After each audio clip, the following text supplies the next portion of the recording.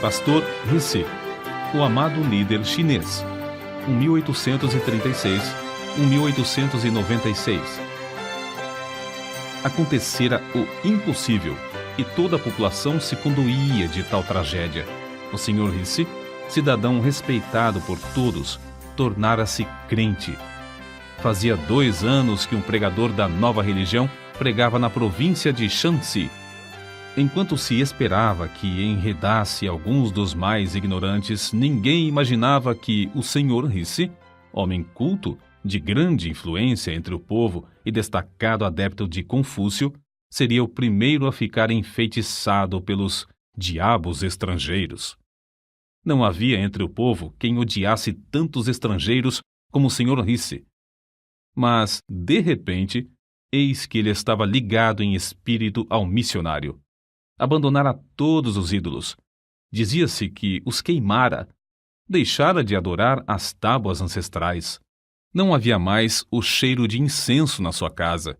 E o que era ainda mais estranho, o Sr. Rissy desistira de fumar ópio. Os velhos recordavam que Shanxi fora uma das províncias mais prósperas da China e contavam como fora introduzido o fumo estrangeiro, isto é, o ópio. O vício se tornara tão generalizado que todo o povo estava reduzido à maior pobreza. Nem mesmo os mais velhos se recordavam de alguém habituado a fumar ópio que, no decorrer dos anos, tivesse conseguido libertar-se do vício. Contudo, o erudito Rissy abandonara por completo seu aparelho de fumar e parecia não sentir a ânsia que sentem os que são privados da droga entorpecente. O tempo que outrora passara preparando e fumando o ópio, ele agora o empregava nas práticas, para eles estranhas, da nova religião. Dia e noite, o recém-convertido se aplicava ao estudo dos livros dos estrangeiros. Às vezes, cantava de uma maneira singular, e outras vezes de joelhos, e com os olhos fechados falava ao Deus dos estrangeiros, o Deus que ninguém via e que não tinha santuário para localizar-se. Dia após dia, a Sra. Rissy notava a grande transformação na vida do marido e começou a abandonar o intenso ódio que sentiu quando ele se converteu. Quando acordava à noite, via-o absorto, lendo o precioso livro dos livros, ou ajoelhado, suplicando ao Deus invisível que sentia estar presente. A persistência do homem em reunir todos os membros da família diariamente para os cultos estranhos foi tal que ganhou também sua esposa para Cristo. Para o crente Rissy, Satanás era o temível adversário que realmente é, sempre incansável e constantemente espreitando para derrubar e destruir os crentes. Contudo, para ele o poder de Cristo era igualmente real, e Rissy saía mais que vencedor em todas as dificuldades. Considerava a oração indispensável e, não muito depois de se converter, chegou a reconhecer o valor de jejuar para melhor orar. Foi então que aconteceu a coisa menos esperada. A própria natureza da Sra. Rissy parecia mudada. Ao converter-se, tornara-se profundamente alegre e recebia as lições das Escrituras avidamente.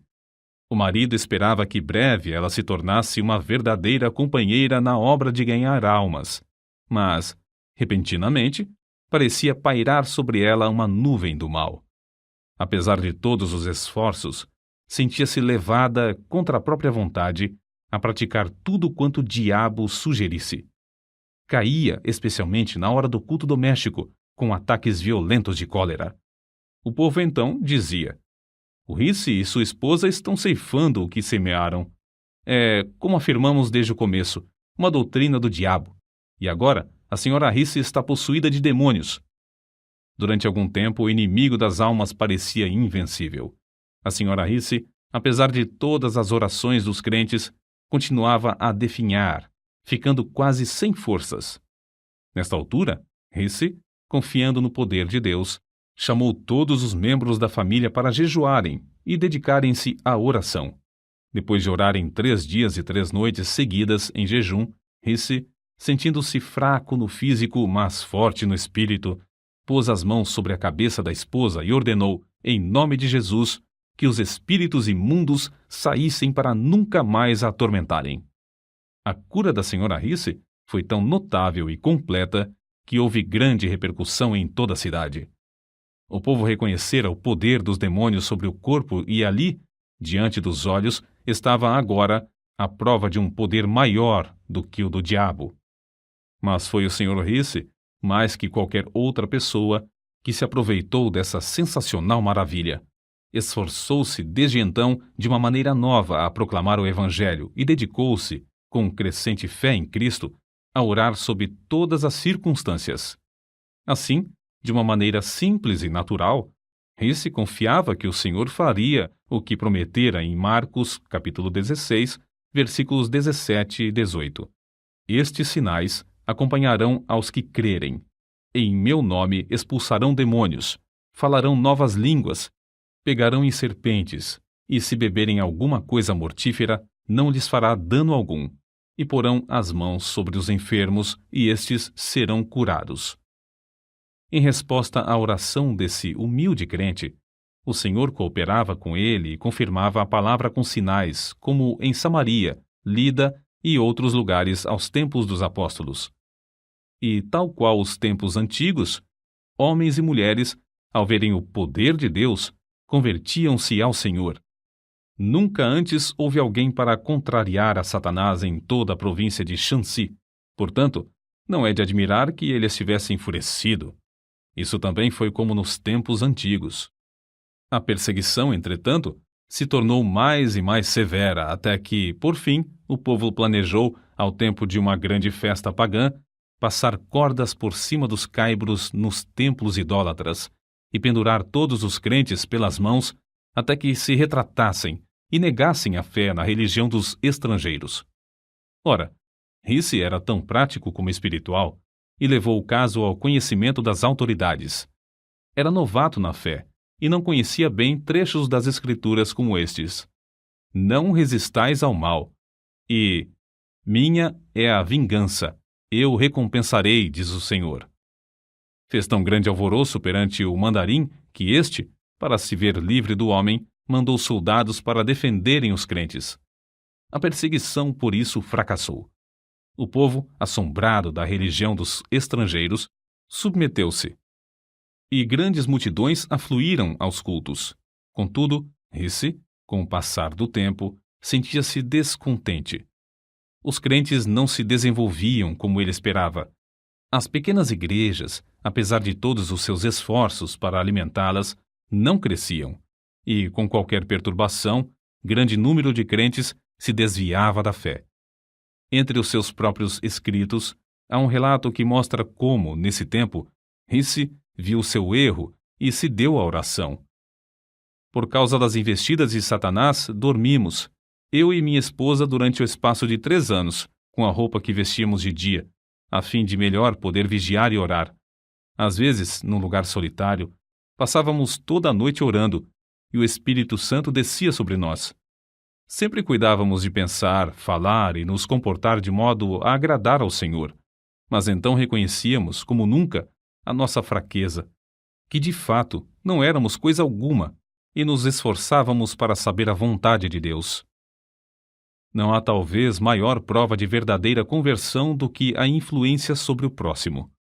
Depois de Risse procurar estar mais perto do Senhor, foi eleito chefe pelo povo do vilarejo onde morava, cargo que recusou de início, porque não podia participar dos ritos no templo pagão.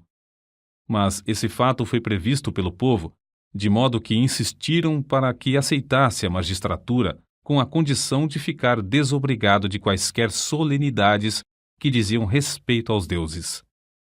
É somente ele nos mandar e nós faremos, dizia a multidão. Porém, quando Risse recusou, a não ser que o povo cessasse todas as cerimônias pagãs e fechasse o seu templo, todos voltaram para casa.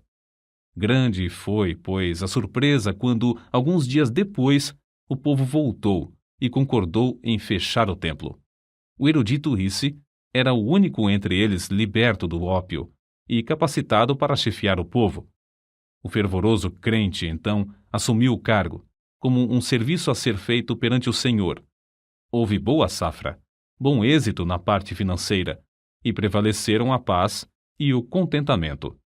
Foi reeleito para o 2º ano e para o 3º, mas quando reeleito para o 4º ano, recusou o cargo, insistindo em dizer que devia entregar todo o seu tempo na obra de evangelização, obra que aumentara grandemente.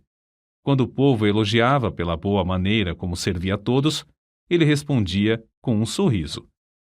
Agora, os ídolos por certo já morreram de fome, e seria mais econômico se os não ressuscitasseis. Foi uma lição prática e que perdurou por muito tempo. O grande problema que o pastor Risse tinha de enfrentar era o da salvação de um povo dado a fumar ópio. Devia haver um meio de libertar os infelizes escravos do desespero indescritível. Porque o Filho de Deus veio com um alvo definido de procurar e salvar os perdidos. Enquanto o pastor Risse orava sobre esse problema, foi dirigido a converter a sua casa em abrigo e convidou para ajudá-lo um missionário que tinha um remédio para aliviar a ânsia dos viciados quando privados da droga. No início, somente 2 dos interessados tinham a coragem de experimentar o tratamento. Os outros frequentavam o abrigo, dia após dia, para verem o resultado. Por fim, um dos pacientes, agonizante de corpo e mente, acordou os outros à meia-noite.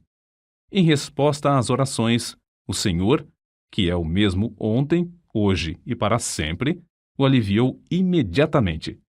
O gozo do homem que fora liberto era tanto que um após outro dos mais interessados solicitaram permissão para começar o tratamento imediatamente.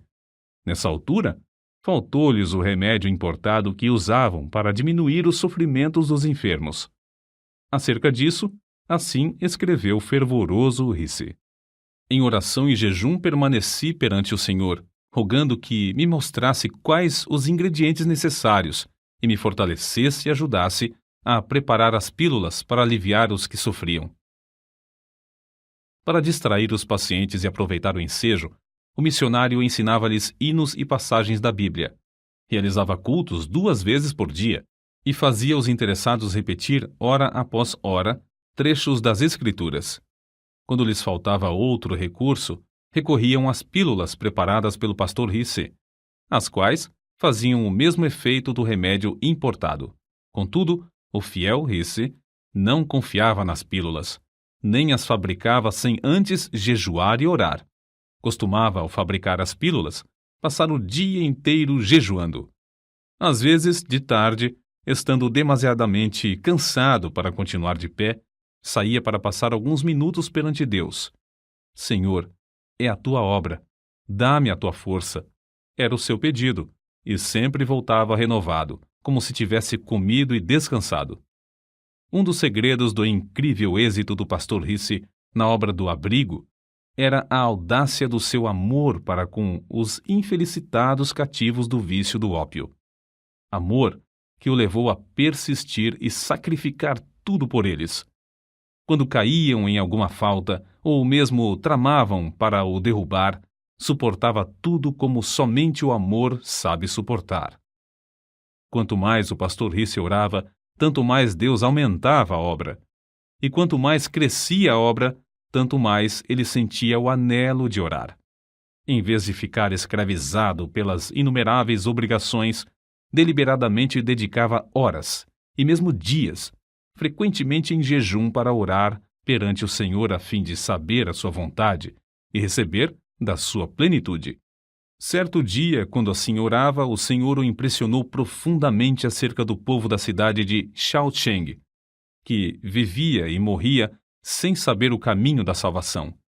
Mas como podia ele abrir outro abrigo em uma cidade da qual não conhecia os costumes? Como podia arranjar tempo? Porém, enquanto orava, o Senhor lhe disse: todo o poder me é dado. Mas como podia ir sem recursos? Não possuía dinheiro suficiente para pagar a passagem até aquela cidade. Persistiu em orar, e o Senhor continuou a aplainar as dificuldades. Dinheiro? Era de dinheiro que precisava para abrir os corações e ganhar almas? Se o Senhor chamava, não supriria a ele todo o necessário? Os muros de Jericó não caíram rentes ao chão sem a intervenção de mãos humanas? Assim, ao findar o ano de 1884, 5 anos depois da sua conversão, o pastor Risse era o dirigente de uma obra que se estendia de Tengitsuen, ao sul de onde morava, até Shaocheng, 60 quilômetros para o norte. Havia então 8 abrigos e um bom número de congregações espalhadas entre eles. Mas o pastor Risse não podia conter-se. À distância de um dia de viagem, ainda mais ao norte, estava a grande cidade do Rochal. Constrangido pelo amor de Deus, suplicava ao Senhor que o usasse para iniciar uma obra ali. Todos os dias, orava insistentemente por Rochal, no culto doméstico. Por fim, a senhora Risse não mais se conteve e perguntou: Já oramos durante tanto tempo. Será que agora não convém agir? Por certo, se tivéssemos dinheiro, respondeu seu marido. No dia seguinte, o pastor Risse, no culto doméstico, orou como de costume. Ao findar a reunião, a esposa, em vez de retirar-se, avançou e colocou um pacotinho sobre a mesa, dizendo: Acho que o Senhor já respondeu às nossas súplicas. Admirado e ignorando o que ela queria fazer com aquele gesto, tomou o pacote da mesa. Continha algo pesado, embrulhado em várias tiras de papel, e dentro do papel, um lenço. Ao abrir o lenço, encontrou os objetos mais prezados por uma senhora chinesa: anéis, pulseiras, brincos, grampos de ouro e de prata, objetos que lhe foram presenteados quando se casaram. Com os olhos cheios de lágrimas, ele olhou para a esposa e notou pela primeira vez a diferença na sua aparência, sem os enfeites usados pelas mulheres casadas. Não havia mais aliança no dedo e, em vez dos enfeites de prata nos cabelos, viam-se as tranças seguras por fios de barbante. Quando ele quis recusar a oferta, ela insistiu alegremente, dizendo: Não faz mal, posso dispensar essas coisas. Rochal deve ter o evangelho. O pastor aceitou a oferta de sua esposa e sabia que ela representava profundo sacrifício. A doação foi suficiente para construir o abrigo, que logo se tornou um centro de luz e bênção na grande cidade. Depois de abrir o trabalho em Rochal, realizou-se uma convenção na qual foram batizados 70 dos novos convertidos. O poder de Deus era tal e a assistência tão grande às reuniões que foi necessário realizar os cultos ao ar livre, apesar das grandes chuvas. Como o evento se deu após um grande período de seca, os crentes não queriam orar ao Senhor para que retivesse a chuva. Certo moço endemoniado, do abrigo de Shaocheng, assistiu a essa convenção. Quando o poder de Deus começou a cair no culto, ele se tornou violento, tentando destruir-se e ferir as pessoas que estavam em redor. Quando o pastor Risse se aproximou, o moço deixou de gritar e de lutar. E os homens que o seguravam disseram: Ele está bom, agora está bom. O espírito já saiu. O pastor, contudo, não se enganou. Pondo as mãos sobre a cabeça do moço, orou com instância, no nome de Jesus. Houve alívio imediato, e quando o pastor se retirou, o moço parecia completamente liberto. Certo crente, comovido ao presenciar tudo isso, tirou $50 do bolso e disse ao pastor: Aceite isso. Sei que as despesas da obra são grandes. O pastor, surpreendido, aceitou o dinheiro, mas ao pensar sobre o caso, sentiu-se turbado. A importância era muito elevada e ele a aceitara sem pedir conselho ao Senhor. Retirou-se imediatamente para levar o caso a Deus. Apenas tinha começado a orar, chegou um crente apressado. O endemoniado estava mais violento do que nunca, e os homens não podiam segurá-lo. Ao chegar o pastor à presença do moço, o espírito clamou: Podes vir, mas não te temo mais. Parecias tão elevado como os céus, mas agora é baixo, vil e insignificante. Não tens mais poder para me domar. O pastor, reconhecendo que perdera a fé e o poder ao aceitar o dinheiro, dirigiu-se ao crente que lhe o dera, enquanto o infeliz endemoniado blasfemava em alta voz. Devolveu toda a importância, explicando como, ao receber o dinheiro, perdera seu contato com Deus. Depois, com as mãos vazias, mas com o coração cheio de gozo, voltou novamente para onde estava a multidão alvoroçada. O moço continuava furioso. O pastor, porém, estava em contato com o mestre. Calmamente e em nome de Jesus, ordenou ao espírito que se calasse e saísse. O moço deu um grito e foi lançado ao chão pelo demônio, onde ficou alguns minutos contorcendo-se em dores agonizantes. Então se levantou, com o corpo abatido, mas completamente liberto do espírito maligno. Certo missionário escreveu o seguinte acerca de Risse: o pastor Risse era perenemente alegre, servia ao próximo incansavelmente, tratava a todas as pessoas com a maior delicadeza. Nunca se comportou levianamente, nem desperdiçou o tempo em assuntos desnecessários. Ganhar almas era a paixão da sua vida.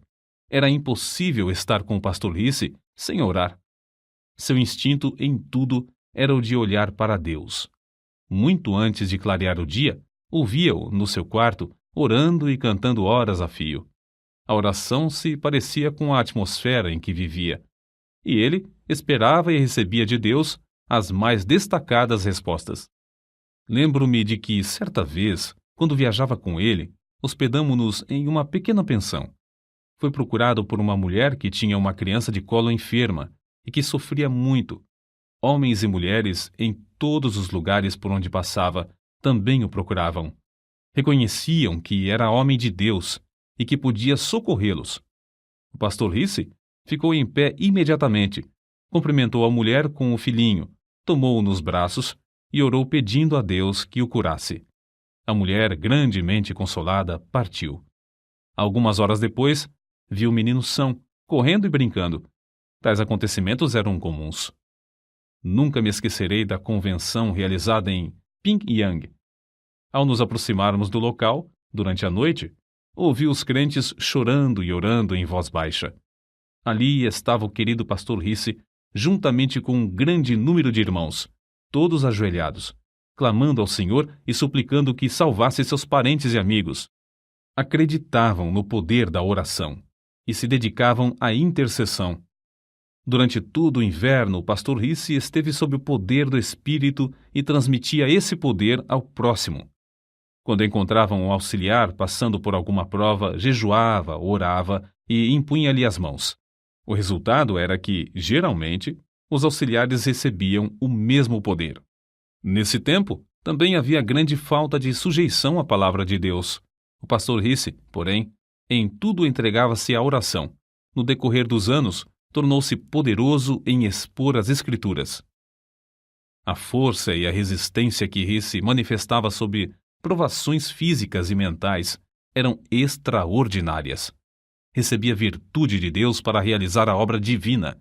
Quando já velho, podia andar 45 quilômetros de uma vez, e depois de jejuar por 2 dias seguidos, podia ainda batizar 50 pessoas sem descansar e sem interrupção. Por fim, com a idade de 60 anos, no meio da lida desta vida, Deus o chamou. Na mesma sala onde, antes da sua conversão, fumava ópio, passou alguns meses de cama, sem qualquer sofrimento, apenas com as forças quase completamente esgotadas. Na manhã do dia 19 de fevereiro de 1896, ao fechar os olhos aqui no mundo para ir estar na presença de seu Senhor, centenas de seus filhos na fé, que o amavam ardentemente, não puderam mais conter-se, rompendo em grande choro e fortes soluços. Durante sua vida terrena, entregou tudo ao Senhor. Para ele, não existia coisa demasiado preciosa que não pudesse usar para o seu Jesus. Não havia labor árduo demais, se pudesse ganhar uma alma pela qual seu Salvador morrera. Nunca encontrou cruz pesada, se pudesse levá-la por amor de Cristo. Jamais julgou o caminho difícil, tratando de seguir as pisadas de seu mestre. Assim, o fiel pastor Risse foi promovido para fazer serviço mais alto, mais sublime, para estar em mais íntima ligação com Jesus. A obra pioneira que deixou em Shaoxing, Tengsuen, Roshao, Taiyuan, Pyongyang e dezenas de outros lugares é como pujante fortaleza e como resplandecente farol, dissipando as trevas do paganismo na China. Os abrigos e as igrejas fundados nesses lugares permanecem como imponente monumento à sua memória.